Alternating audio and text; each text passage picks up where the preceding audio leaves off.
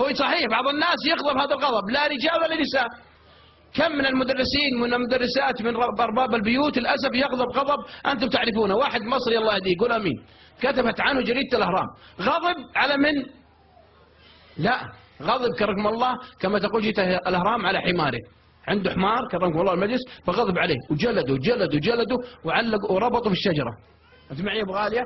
فعندما ربطوا بالشجرة يومين بالشمس، جو جماعة المصريين يوم شافوا الحمار بالشمس مربوط وشكله تعبان مرة، قال له عيب عليكم. يقول المصري يقول له حرام عليك اتقي الله، ما يجوز فك الحمار لا يموتش.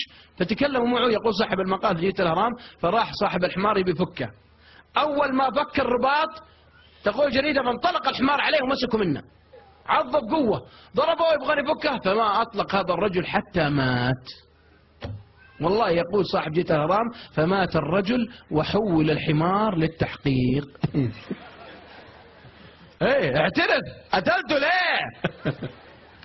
ترى هذه مين نكتة؟ ليش؟ لأن البهائم عرفت أن هذا الغضب غير في غير محله.